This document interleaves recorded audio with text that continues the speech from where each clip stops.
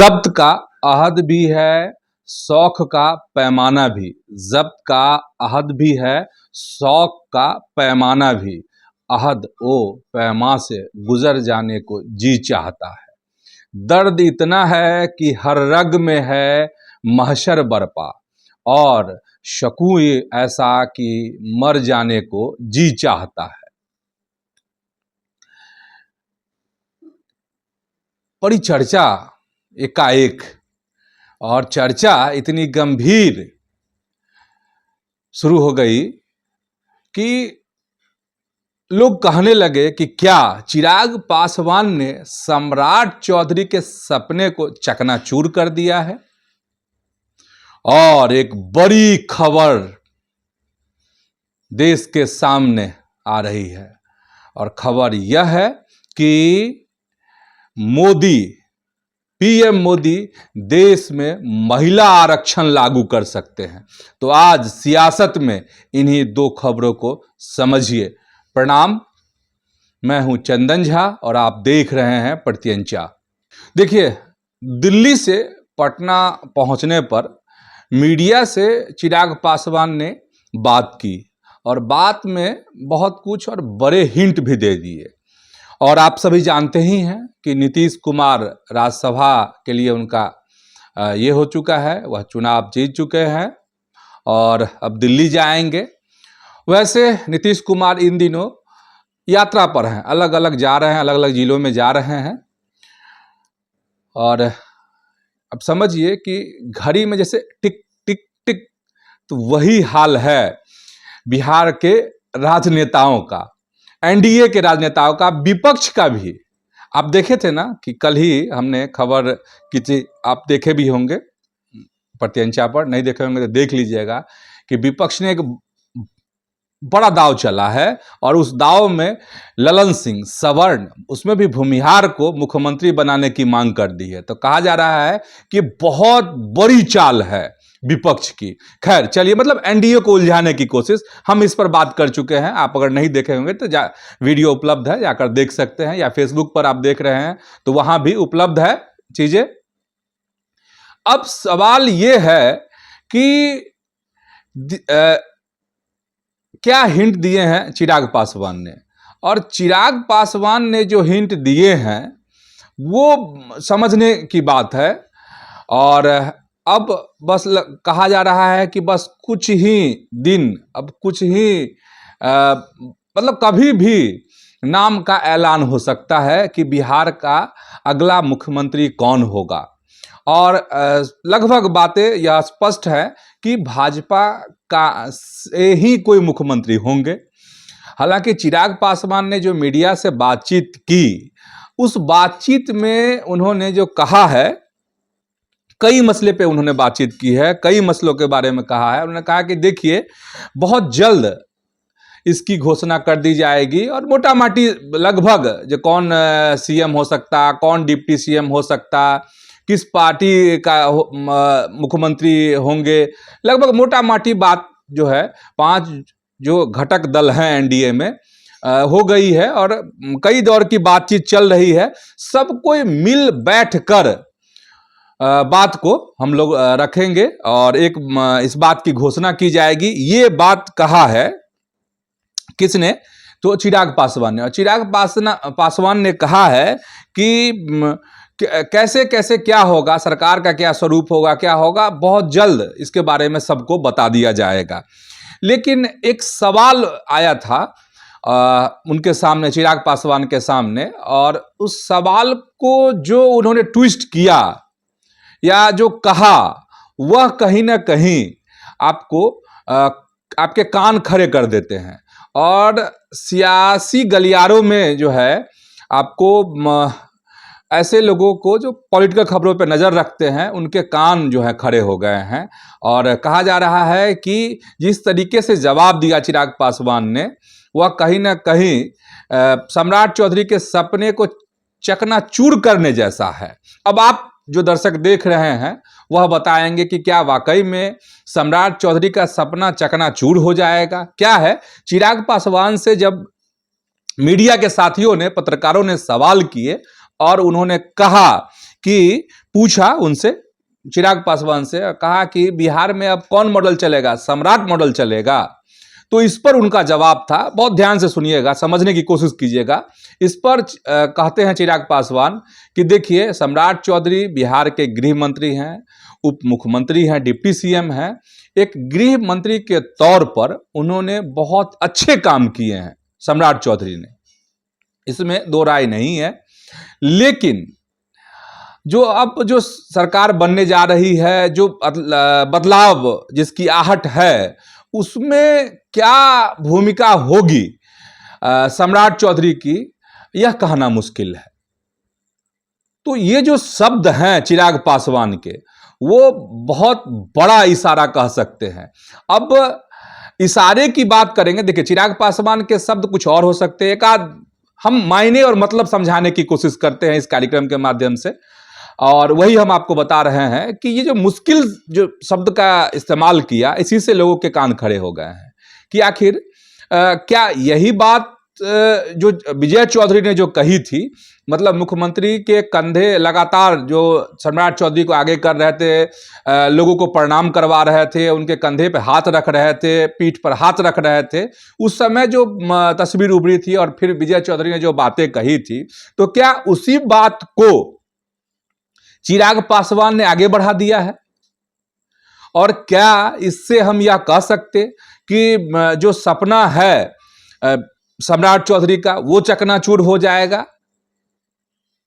अब देखिए क्या होता है। लेकिन चिराग पासवान ने जो कहा है वह कहीं ना कहीं संशय में डाल रहा है, या फिर यह हो सकता है कि चिराग पासवान भी छकाना चाह रहे हो।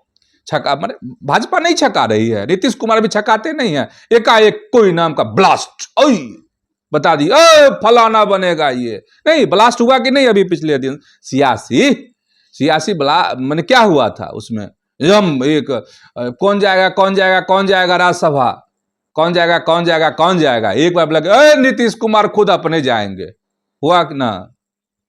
तो ये चौंकाने तो हो सकता है कुछ छका रहे हो। वैसे कंधे पे हाथ जो है वो तो लगातार नीतीश कुमार रख रहे हैं, एक दिन लेकिन विजय सिन्हा के कंधे पर भी रख दिए थे कि हाय तोरी के सब नाराज, सब कुशवाहा नाराज और भूमिहार सब बम बम कि अब लग रहा है भूमिहार ही बनेगा बिहार का मुख्यमंत्री। चलिए, एक नाम भूमिहार का तो यह भी उछाल दिए, कौन? तो आईपी गुप्ता, मित्र हैं उनके, क्या कहते हैं, तेजस्वी यादव के आईपी गुप्ता। तो आईपी गुप्ता ये कर दिए। चलिए ठीक है, तो ये है, देखिए क्या होता है। अब चलिए, निशांत कुमार को लेकर भी सवाल पत्रकारों ने किए, किससे? तो चिराग पासवान से। और चिराग पासवान ने कहा फिर वही बात कि बहुत जल्द सबको पता चल जाएगा कि निशांत क्या बनेंगे, मुख्यमंत्री बनेंगे कि नहीं बनेंगे। पत्रकारों ने पूछा था, इसी पे कहा था कि थोड़ा धैर्य रखिए, बहुत जल्द जो है सब कुछ हो जाएगा। हाँ, एक बात है कि यहाँ नीतीश कुमार को लेकर उन्होंने कहा कि जो नई सरकार बिहार में बनेगी वह उसमें नीतीश कुमार की नज़र रहेगी, नीतीश कुमार का मार्गदर्शन मिलेगा उस सरकार को। यह बात चिराग पासवान ने भी कही है। और एक चीज बात नीतीश कुमार को लेकर यह भी चिराग पासवान ने कहा कि नीतीश कुमार जो है बड़ा योगदान है बिहार का, इसको मतलब ये नहीं किया जा सकता है। और फिर प्रधानमंत्री वाली बात कि एकदम इतने दिनों तक एक पद पर बने रहने का, एक लंबे समय तक जो कीर्तिमान स्थापित किया है मोदी ने, उस पर भी ने कहा कि यह गौरव की बात है। और कहा कि पीएम जो है आगे इसी तरह का विकास का काम करते रहें, देश के लिए काम करते रहें, यही कामना है, ये चिराग पासवान ने कही।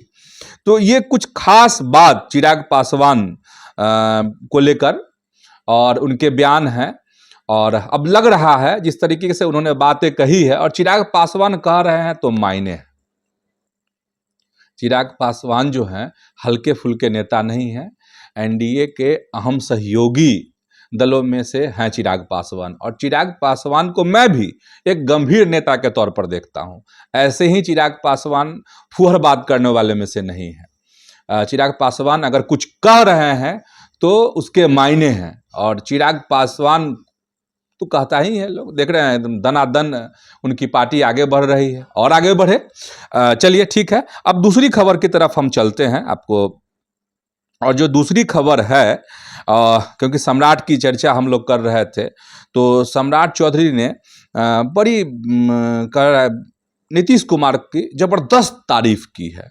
और उन्होंने जो अभी यात्रा चल रही है, तो जहानाबाद में समृद्धि यात्रा के दौरान जो संबोधन था उप मुख्यमंत्री सम्राट चौधरी का, उसमें जो उन्होंने कहा है वो सुनने लायक बात है। उन्होंने कहा कि नीतीश कुमार जो हैं वो अद्भुत हैं। नीतीश कुमार की तुलना जो है सम्राट चौधरी ने आचार्य चाणक्य से की, सम्राट अशोक से की और जरासंध से की है। और कहा कि नीतीश कुमार का जब भी विकास की बात होगी बिहार में, तो नीतीश कुमार की चर्चा होगी, नीतीश कुमार के नाम लिए जाएंगे। ये बातें कही सम्राट चौधरी ने।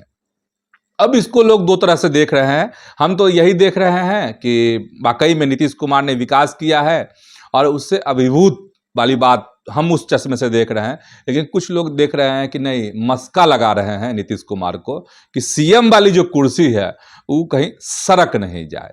लेकिन मुझे नहीं ऐसा लगता है। मुझे लगता है कि नहीं, सम्राट चौधरी और वाकई में बिहार में जो योगदान है नीतीश कुमार का, उसका बखान कर रहे थे।